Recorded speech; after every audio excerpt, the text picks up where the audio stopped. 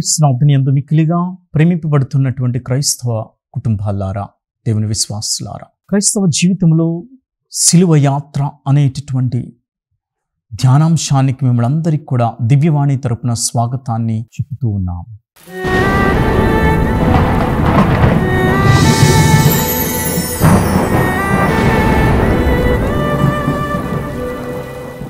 ఈరోజు మరీ ముఖ్యంగా మనందరం కూడా ధ్యానం చేస్తూ ఉన్నాం. ప్రభువునకు శ్రమలు ఎందుకు? క్రీస్తు దైవ కుమారుడు అయితే శ్రమలు ఎందుకు?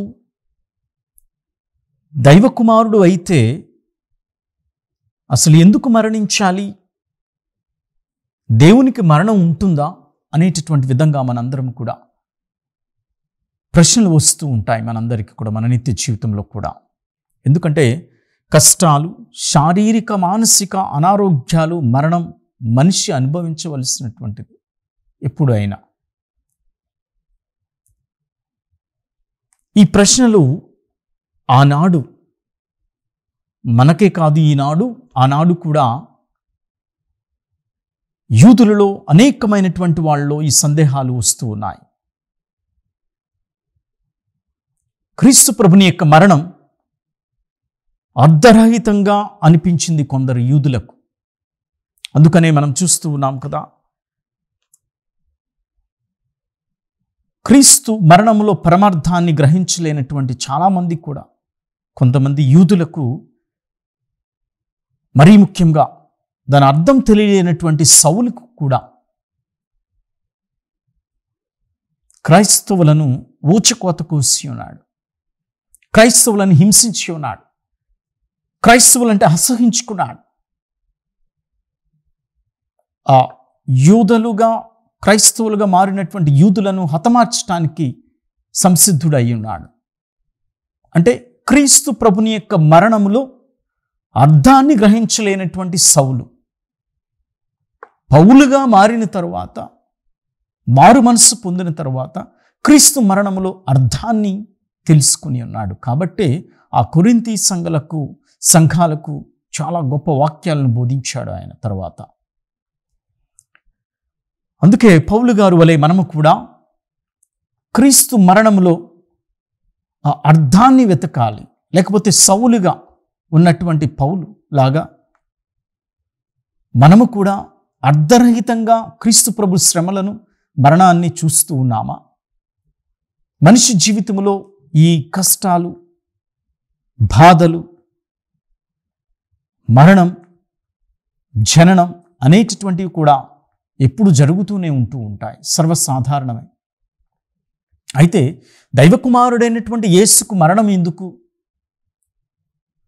దేవుని కుమారుడైతే మరణిస్తాడా అనేటటువంటి సందేహాలు కూడా మనకు కూడా వస్తూ ఉంటాయి.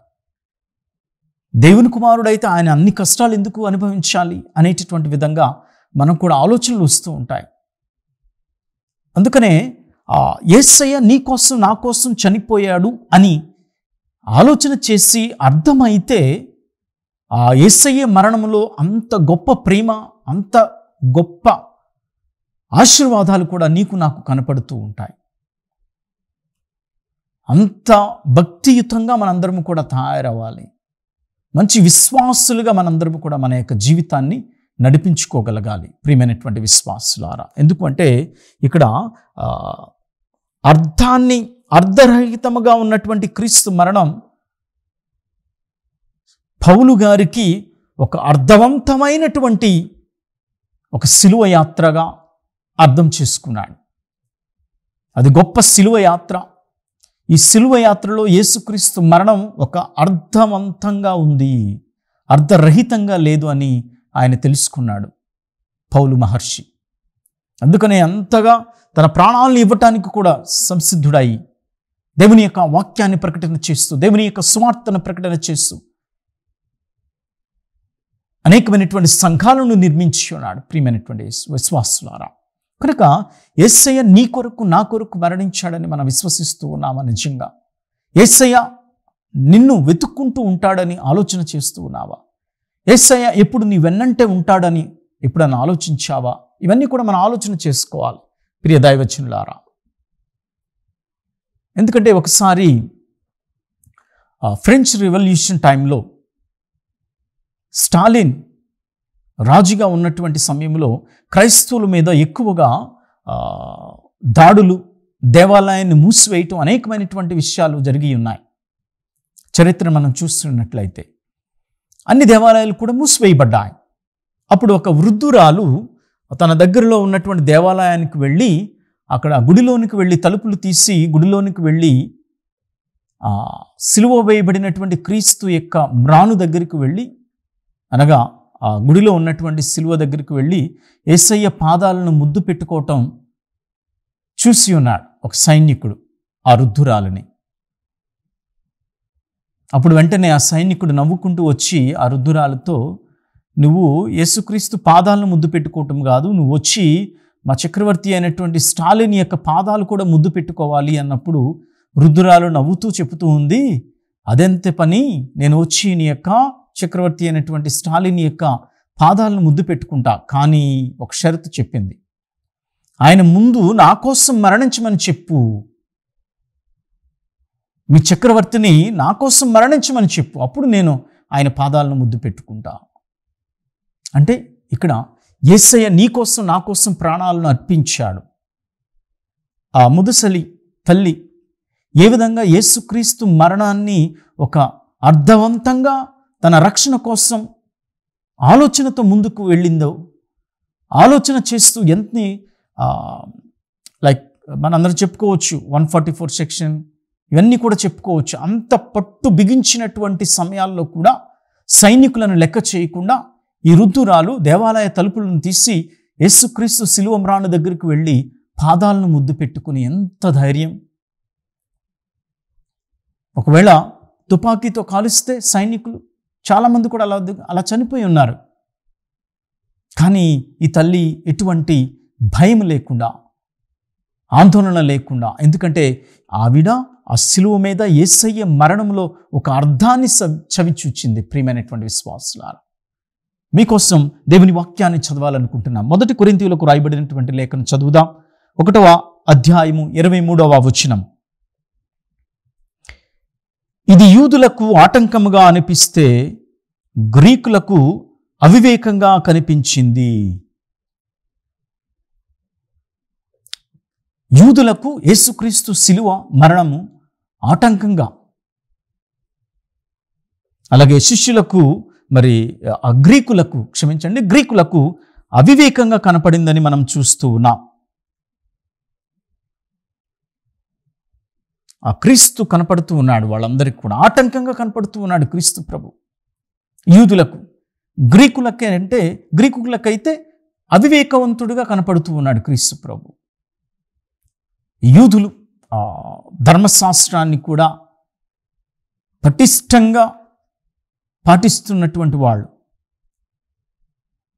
ఒక ధర్మశాస్త్రాన్ని 100 ధర్మశాస్త్రాలుగా మార్చి ఉన్నారు యేసుక్రీస్తు ఉన్నటువంటి సమయంలో. బాహ్యమైనటువంటి ఆచారాలకే ఇస్తున్నారు, కానీ అంతరంగకమైనటువంటి విషయాలకు తావునివ్వట్లేదు. అందుకని మనం చూస్తూ ఉన్నాం కదా, ఆయన తన సువార్త సేవలో అనేక మంది వారిని హెచ్చరించి ఉన్నాడు. మీరు బాహ్యంగా శుద్ధి చేసుకోవటం కాదు, ముందు మీ దుష్టత్వాన్ని, దౌర్జన్యాన్ని అంతరంగంగా శుద్ధి చేసుకోవాలి మీరు. ఇది యూదులకు క్రీస్తు ప్రభు ఒక ఆటంకంగా ఉన్నాడు. ఈ గ్రీకులకైతే జ్ఞానవంతులు, తత్వశాస్త్రవేత్తలందరూ కూడా. అందుకనే యేసుక్రీస్తు చెప్పేటటువంటి ఈ వాక్యాలు, ఆయన చేస్తున్నటువంటి పరిశుద్ధ కార్యం ఒక అవివేకంగా కనపడింది అని చెప్పి మన 1 కొరింథీయులకు రాసినటువంటి మొదటి లేఖలో పౌలు గారు రాసినటువంటి ఆ యొక్క సంఘాలు, కొరింథీయులకు సంఘానికి రాసినటువంటి ఆ యొక్క విశ్లేషణలో మనం చూస్తూ ఉన్నాం. 1వ అధ్యాయం 23వ వచనంలో. అంటే పౌలు గారు కూడా ఒక యూదుడే. ఆయన ధర్మశాస్త్రాన్ని క్షుణ్ణంగా చదువుకున్నటువంటి వాడు, మంచి జ్ఞానవంతుడే పౌలు. గమాలియేలు దగ్గర ధర్మశాస్త్రాన్ని చదివాడు. గమాలియేలు ధర్మశాస్త్రంలో ఆరితేరినటువంటి వాడు. ఆయన దగ్గరే, ఆ గురువు దగ్గర చదువుకుని మరి ఎంతగానో ఆయన ఆ యొక్క ధర్మశాస్త్రం మీద పట్టు సంపాదించినటువంటి వాడు కూడా పౌలు గారు. మరి పౌలు గారికి మొదట్లో క్రీస్తు ప్రభుని యొక్క మరణము అర్థరహితంగా ఉంది. ఎప్పుడైతే యేసుక్రీస్తు యొక్క సిలువలో, యేసుక్రీస్తు యొక్క మరణములో, యేసుక్రీస్తు యొక్క బాధలలో ఆయన ఒక అర్థాన్ని గ్రహించి ఉన్నాడు. పౌలు మహర్షిగా మారిపోయి ఉన్నాడు. దేవుని యొక్క వాక్యాన్ని తీసుకువెళ్ళటానికి సిద్ధముగా ఉన్నాడు. దేవుని యొక్క సంఘాలను నిర్మించడానికి సిద్ధముగా ఉన్నాడు.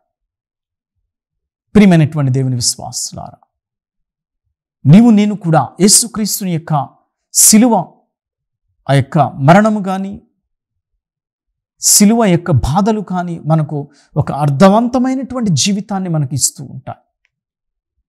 ఆ యొక్క సిలువ దగ్గర నుంచి అనేకమైనటువంటి పాఠాలు మనం నేర్చుకోవచ్చు. ఇది చాలా ముఖ్యమైనటువంటి విషయం మన జీవితంలో కూడా. ఒక అర్థరహితమైనటువంటిది అర్థవంతంగా మారాలి అంటే అది దేవుని యొక్క పరిశుద్ధ ఆత్మ ప్రమేయము చేతనే మనం దాన్ని తెలుసుకోగలుగుతూ ఉంటాం. ఆ పరిశుద్ధ ప్రమేయము చేత మనం నడిపించబడాలి అంటే ప్రార్థన అనేటటువంటి శక్తి మనకు అవసరం. ప్రార్థన అనేటటువంటి ఆయుధం మనకు అవసరం మన నిత్య జీవితంలో. అందుకని ప్రార్థనను ఎప్పుడు కూడా మర్చిపోకూడదు.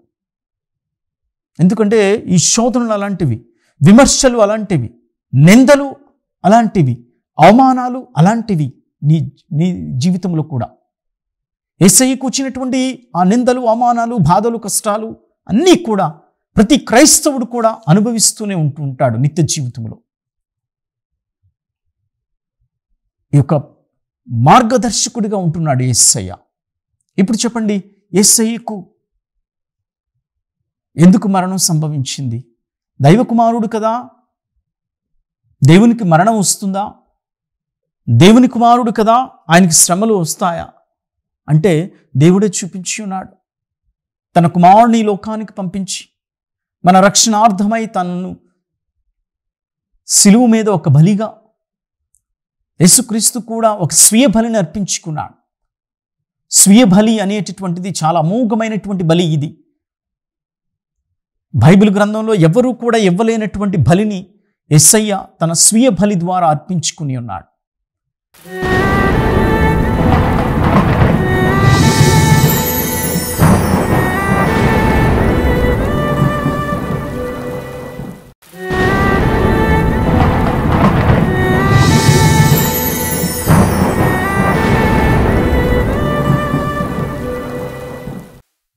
పాత నిబంధనలో మనం చూసినట్లయితే అక్కడ యాజకులు వేరు, అర్పణ వేరు. యేసుక్రీస్తు ఇక్కడ రెండు కూడా ఒకటి అయి ఉన్నాడు. యాజకుడు అతడే, ఈ అర్పణ తన శరీరమే. తనను తానుగా ఆ సిలువ మీద మనందరి రక్షణార్థమై తన శరీరాన్ని విరుచుకుని ఉన్నాడు. ఆ కల్వరిగిరి కొండ మీద, సిలువ మీద నీ రక్షణ కోసం, నా రక్షణ కోసం ఆయన తన రక్తాన్ని చిందించి ఉన్నాడు.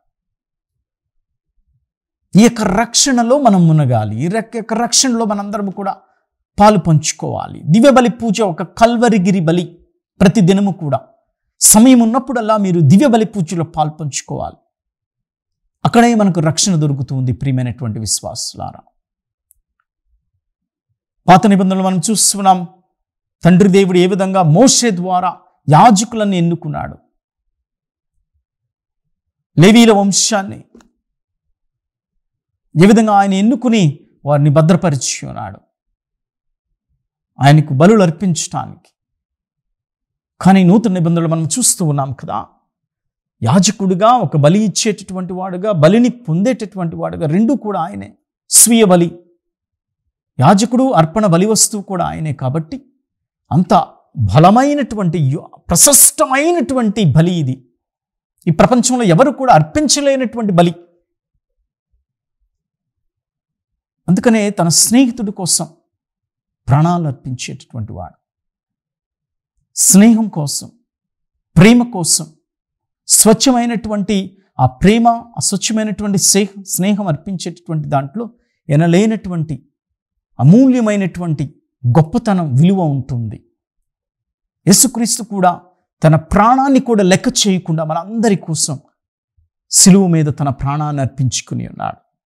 ఈరోజు నీవు నేను కూడా యూదులకు క్రీస్తు ప్రభు ఆటంకంగా ఉన్నాడు, గ్రీకులకు అవివేకవంతుడుగా ఉన్నాడు. మరి నీకు నాకు ఏమై ఉన్నాడు అని ఆత్మపరిశీలన చేసుకోవాలి. నీకు నాకు ఆయన రక్షకుడై ఉన్నాడు అని చెప్పాలి, వెలుగెత్తి చెప్పాలి, విశ్వాసంతో చెప్పాలి, కుటుంబ పరంగా ప్రార్థన చేసి చెప్పాలి. ఇది చాలా ముఖ్యమైనటువంటి విషయం మనం దేవునికి సాక్షులుగా జీవించటానికి. కనుక మన నిత్య జీవితంలో కూడా అనేకమైనటువంటి సమస్యలు వస్తాయి. కుటుంబంలో శాంతి సమాధానం లేక అనేకమైనటువంటి కుటుంబాలు ఉన్నాయి. ఇప్పుడు మనం చూస్తూ ఉన్నాం. ఎక్కడికి వెళ్ళినా సరే, father please pray for my family, నా కుటుంబం గురించి ప్రార్థన చేయండి. మీ యొక్క ప్రార్థనలో అనేకమైనటువంటి బాధలు చెప్పుకున్నటువంటి వాళ్ళే తల్లులు తండ్రులు అందరూ కూడా. కష్టాలు ఉంటాయి, నష్టాలు ఉంటాయి, ఇబ్బందులు ఉంటాయి. త్రోసిపుచ్చటం, తిరస్కరించబడటం, నెట్టివేయబడటం అనేక విధాలుగా మనకు ఉంటూ ఉంటాయి. యేషేబు అన్నలు తిరస్కరించలేదా? యేషేబును తను చంపటానికి గోతులు పడవేయలేదా? యూదులు యేసయ్యను తిరస్కరించలేదా? సిలువకు అంటగొట్టబడలేదా? తండ్రి దేవుడు మరి మనం చూస్తూ ఉన్నాం. ఈ విధంగా యేషేబును ఐగుప్తు దేశానికి ఒక ప్రధాన కార్యదర్శకుడిగా చేసి ఉన్నాడు.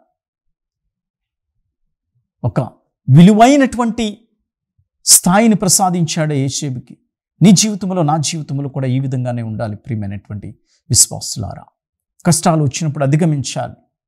వాటిని దాటటానికి అనగా క్రైస్తవ సిలువ చేత, క్రీస్తు ప్రభుని సిలువ చేత మనందరం కూడా గొప్పగా నడిపించబడితేనే నీవు నేను కూడా ఏ సమస్యకైనా పరిష్కారాన్ని మన సిలువలో కనుగొనగలుగుతూ ఉంటాం. ప్రార్థన చేసుకోవాలి. కనుక నిరుత్సాహపడకూడదు నిత్య జీవితంలో కూడా. ఎందుకు దేవుడు నాకు ఎప్పుడు కష్టాలు ఇస్తున్నాడు, ఎందుకు దేవుడు నన్ను ఎప్పుడు ఆదరించటం లేదు, మర్చిపోయాడు, ఎన్నిసార్లు ప్రార్థన చేస్తున్నాను నేను అని కృంగిపోకూడదు, నిరుత్సాహపడకూడదు, ధైర్యంగా ఉండాలి. ఎందుకంటే సౌలు మొదట్లో ఆయనకి క్రీస్తు యొక్క మరణము, ఆ సిలువ అర్థరహితముగా ఉన్నది. కానీ ఒక్కసారి తాను క్రీస్తు యొక్క మరణపు విలువను తెలుసుకున్నప్పుడు అర్థవంతంగా ఆయన సిలువ కనపడింది పౌలు మహర్షికి. నీకు నాకు కూడా ఇదే ప్రేమతో, ఇదే విశ్వాసంతో సిలువను చూసినట్లయితే ఒక అర్థవంతమైనటువంటి గుర్తుగా సిలువ యాత్ర మన జీవితంలో ఉండాలి. అందుకనే కదా క్రీస్తు శ్రమలు అనివార్యమని, సిలువ మరణం ఆవశ్యకమని, పునరుత్థానం తథ్యమని పౌలు గారు కొరింథీయులతో వాదించి నిరూపించాడు. కనుక క్రీస్తు మరణం, శ్రమలు అర్ధరహితం కాదు అని, వీటిలో అంతరార్థం ఉందని పౌలు బోధించాడు. నీవు నేను కూడా అంతే. సంఘాలలో ఈ క్రీస్తు సిలువలో అర్థం ఉంది, రక్షణ ఉంది, అమోఘమైనటువంటి ప్రేమ కనపడలేదా? మనందరికి కూడా స్వచ్ఛమైనటువంటి ప్రేమ ఉంది. అది నమ్మేటటువంటి వాళ్ళకి కనపడుతూ ఉంది, నమ్మనటువంటి వాళ్ళకి కనపడదు, అర్ధరహితంగా ఉంటుంది. అందుకని నిత్య జీవితంలో మనం చూస్తున్నాం ఈ ప్రేమ, స్వచ్ఛమైనటువంటి ప్రేమ, స్నేహాలు ఇవన్నీ కూడా మనం చూస్తూ ఉన్నాం. ఒక వ్యక్తి వేరే ఒక వ్యక్తిలో నిజమైనటువంటి ప్రేమ చూడలేకపోతే ఏం చేస్తూ ఉంటాడు? చూపించలేకపోతే మనస్పర్ధలు వస్తూ ఉంటాయి, విడిపోతూ ఉంటారు, స్నేహాలతో మోసం చేయబడుతూ ఉంటారు, ప్రేమతో మోసగించబడుతూ ఉంటారు. ఒకవైపు స్వచ్ఛమైన ప్రేమ ఉన్నా, మరొక వైపు స్వచ్ఛమైన స్నేహం ఉన్నా, ఇరు వర్గాలు కూడా అర్థం చేసుకుంటేనే మంచి సంబంధం, మంచి ప్రేమ పుడుతూ ఉంది. స్వచ్ఛమైనటువంటి అర్థవంతమైనటువంటి జీవితాన్ని జీవించగలుగుతూ ఉంటారు వారి కుటుంబాలు.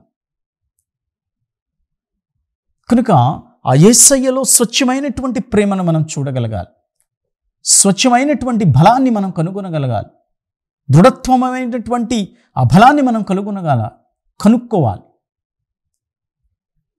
అందుకనే మొదటి కొరింథీయులకు రాయబడినటువంటి లేఖ 1వ అధ్యాయము 18వ వచనాన్ని మనం చదువుకుందాం ఒకసారి. ఎలైనా భ్రష్టులైపోవచ్చున్న వారికి క్రీస్తు శిలువ మరణమును గూర్చిన సందేశం అర్ధరహితమైనది.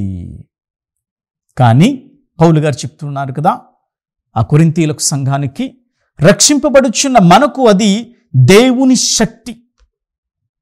అక్కడ చూడండి ఏ విధంగా పదజాలాన్ని ఉపయోగించి ఉన్నాడు పౌలు కొరింథీయులకు రాసిన మొదటి లేఖలో 1వ అధ్యాయము 18వ వచనం. ఎలైనా భ్రష్టులైపోవచ్చున్న వారికి క్రీస్తు శిలువ మరణమును గూర్చిన సందేశము అర్ధరహితమైనది, కానీ రక్షింపబడుచున్న మనకు అది దేవుని శక్తి. ఎన్నిసార్లు చదువుకున్నా తనివి తీరా చదువుకోవాలి, మరలా మరలా చదువుకోవాలి ఈ వాక్యాన్ని. ఎందుకంటే అక్కడ చక్కగా చెప్తూ ఉన్నాడు పౌలు, తన యొక్క విశ్వాసంతో, అనుభవంతో చెప్తూ ఉన్నాడు. భ్రష్టులైపోవచ్చున్న వారికి శిలువ మరణం ఏ విధంగా అర్థం చెప్పాలి, మనం ఏ విధంగా చెప్పాలి వాళ్ళకంటే చాలా కష్టం. కనుక దేవుడు మనకు కష్టాలను చూసి ఆనందించేవాడు కాదు, కష్టాల ద్వారా, శ్రమల ద్వారా శుద్ధి చేయాలనుకుంటున్నాడు భగవంతుడు. మనకు శ్రమలు వస్తే ఆయన సంతోషిస్తాడు అనుకుంటారు మనం, అలా ఎప్పుడు జరగదు. కానీ ఆ కష్టాల ద్వారా శుద్ధిని ఇవ్వటానికి ప్రయత్నం చేస్తున్నాడు. పాత నిబంధనలు మనం చూస్తూ ఉన్నాం కదా, సౌలు నుంచి ప్రాణహాని ఉన్నది దావీదు ఎక్కడికో పారిపోయి అదుల్లాం అనేటువంటి గుహలో తలదాల్చుకున్నాడు. కష్టాలు వచ్చాయి దావీదుకు, ఆయన బలంగా నిల్చుని ఉన్నాడు. ఏలియా ప్రవక్తకే ఆహాబు రాజు నుంచి ఆ కర్మేలు కొండ మీద కష్టాలు వచ్చాయి, కానీ దేవుని మీద భారం వేసి విశ్వసించాడు. వాళ్ళందరి ప్రవక్తలందరినీ కూడా ఓడించి ఉన్నాడు. అలాగే క్రైస్తవ కుటుంబంలో నీవు నేను కూడా అనేకమైనటువంటి బాధలు అనుభవిస్తూ ఉంటాం, కానీ అవి దేవునికి సమర్పించుకోవాలి. ప్రియమైనటువంటి దేవుని విశ్వాసులారా, చివరి వాక్యంలో మీకు వాక్యాన్ని చదివి వినిపిస్తాను నేను ఒకసారి. యెషయా గ్రంథము 48వ అధ్యాయము 10-11 వచనాలు మనం చూసినట్లయితే, వెండిని కుంపటిలో పుటము వేసినట్లుగా నేను మిమ్ము బాధలు అను కుంపటిలో పుటము వేసి తిని. ఒక వెండిని ఏ విధంగా, ఆ బంగారాన్ని ఏ విధంగా ఆ నిప్పు కుంపటిలో దాన్ని మెరుపు కోసం ఏ విధంగా ఆ వర్తకుడు తయారు చేసుకుంటూ ఉంటాడు, విలువైనటువంటి వస్తువుగా, వజ్రంగా, వైడ్యూర్యంగా. అలాగే దేవుడు మనకు బాధలు ఇస్తూ ఉంటాడు ఒక్కొక్కసారి. ఎందుచేతను అంటే మనల్ని పరిశుద్ధులుగా తయారు చేయటానికి, ఆ సిలువలో ఒక అర్థవంతమైనటువంటి విషయాన్ని కనుగొనటానికి, ఆ అర్థవంతమైనటువంటి తన మరణాన్ని మనం మన జీవితంలో ధ్యానం చేసుకోవాలి. అటువంటి గొప్ప విశ్వాసాన్ని దయచేయమని ప్రార్థన చేద్దాం. లేకపోతే ఆ యేసుక్రీస్తు ఏ విధంగా మరి మనం చూస్తూ ఉన్నాం కదా, యూదులకు ఒక ఆటంకముగా ఉన్నాడు, గ్రీకులకు అవివేకముగా ఉన్నాడు. భ్రష్టులైపోతూ ఉన్నటువంటి వారికి శిలువ మరణం అర్ధరహితంగా ఉన్నట్లుగా, కానీ రక్షింపబడుచున్నటువంటి మనము, విశ్వసించుతున్నటువంటి మనము, ఈ క్రీస్తు శ్రమలు, శిలువ ఒక అర్థవంతమైనటువంటి శక్తిగా ఉన్నది అని చెప్తూ ఉన్నాడు. కానీ రక్షింపబడుచున్న మనకు అది దేవుని శక్తి. It's a power bank. The cross is a power bank. కనుక అది ఒక విద్యుత్ లాంటిది శిలువ. దాని నుంచి మనం ఎప్పుడు కూడా శక్తిని పొందుతూనే ఉంటాం, కానీ ఎప్పుడు నిరుత్సాహపడకూడదు, ఎప్పుడు దేవుడు త్రోసిపుచ్చుడా. ఎందుకంటే అటువంటి స్వచ్ఛమైనటువంటి ప్రేమ యేసుక్రీస్తుది. మోసం చేసేటటువంటి ప్రేమ కాదు, మోసం చేసేటువంటి స్నేహం కాదు యేసయ్యది. నిన్ను నన్ను ప్రేమిస్తూ ఉన్నాడు, నీతో నాతో స్నేహం చేస్తూ ఉన్నాడు స్వచ్ఛముగా. అటువంటి స్వచ్ఛమైనటువంటి మనస్సును, ప్రేమను, స్నేహాన్ని మనకు దయచేయమని, సిలువలో ఒక శక్తివంతమైనటువంటి ఒక గొప్పతనాన్ని మనం, ఆ రక్షింపబడుచున్నటువంటి మనకు సిలువ ఒక శక్తి అని గ్రహించుకునేటువంటి భాగ్యాన్ని దయచేయమని, మన కుటుంబాలను ఆశీర్వదించమని ఈ యొక్క ధ్యానాంశంలో ప్రార్థన చేసుకుందాం. ఈ వాక్యాన్ని వింటున్నటువంటి మిమ్మలను, మీ కుటుంబాలను దేవుడు ఆశీర్వదించునుగాక. పితా, పుత్ర, పవిత్రాత్మ నామమున ఆమేన్.